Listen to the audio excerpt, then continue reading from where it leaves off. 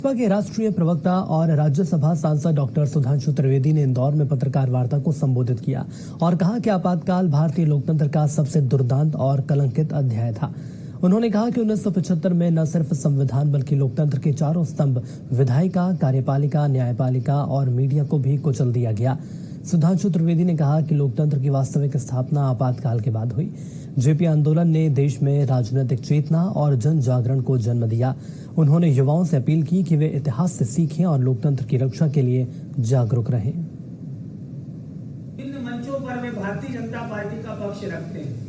यह हमारा सौभाग्य है कि आज हमारे यशस्वी नगर अध्यक्ष सुमित मिश्रा जी, हमारे इंदौर संभाग जी, सबसे दुर्दांत, दुखद और कलंकित अध्याय,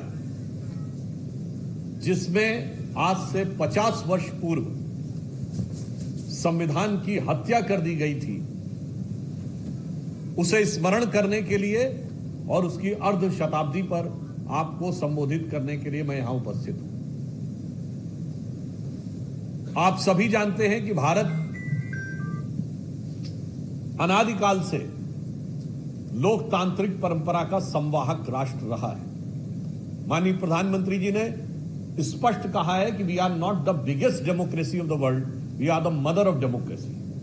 क्योंकि यहां वैदिक काल में सभा और समितियों से लेकर वैशाली के गणराज्य तक, कर्नाटक में भगवान वासवन्ना के अनुभव मंडपों से लेकर चोल राज्य में चुनी हुई ग्राम सभाओं तक, लोकतंत्र के इतने मजबूत आधार और परंपरा थी, परंतु उसे स्वतंत्र होने के बाद जिस ढंग से कुचला गया, आज की पीढ़ी को उसे स्मरण करने की आवश्यकता है।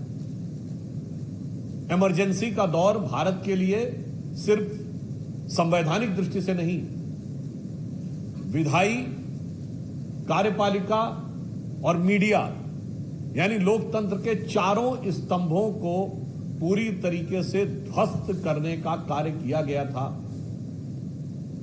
आप सबको ध्यान हो कि भारत के इतिहास में एक ही मात्र ऐसा अवसर आया है जब किसी प्रधानमंत्री को न्यायालय के द्वारा चुनाव लड़ने का अयोग्य घोषित कर दिया गया हो, चुनावी धांधली के आधार पर। वो श्रीमती इंदिरा गांधी थी और उसकी परिस्थितियों के बाद के समय में यह इमरजेंसी लगाई गई। परंतु यह सिर्फ एक पक्ष तक सीमित नहीं थी। 25वां संविधान संशोधन कार्यपालिका के अधिकारों पर नियंत्रण था, तो 39वें संविधान संशोधन में न्यायपालिका को प्रधानमंत्री के किसी भी कार्य की समीक्षा करने के अधिकार से वंचित कर दिया गया। मीडिया के साथ क्या स्थिति हुई कि हर खबर सेंसर होकर जाती थी। उस जमाने में लोग एक शेर बोलते थे, जो आजकल कहते हैं ना कि मीडिया को लेकर क्या स्थिति है। उस जमाने में कहा जाता था कि अब तो गालिब ज़ौक़ साहिर मीर सरकारी। तो बड़े बड़े शायर हैं ना, गालिब का नाम सुना होगा आपने, शेख मोहम्मद इब्राहिम ज़ौक़, मीर तकी मीर। तो उन्होंने कहा अब तो गालिब ज़ौक़ साहिर मीर सरकारी, शायरी की हो गई तासीर सरकारी। अब तो सरकार को दिखाकर शेर लिखने पड़ते थे।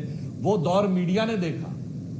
विधायिका का यह मजाक उड़ाया गया कि लोकसभा का कार्यकाल 1 वर्ष बढ़ाया गया, इतना नहीं। संवैधानिक व्यवस्था है कि एक कोरम होता है। यदि 542 सदस्य लोकसभा में हैं तो 10% से कम यानी 55 से अधिक कम सदस्य होंगे तो कार्रवाई नहीं चल सकती, कोई प्रस्ताव नहीं पास हो सकता। कोरम को समाप्त कर दिया गया।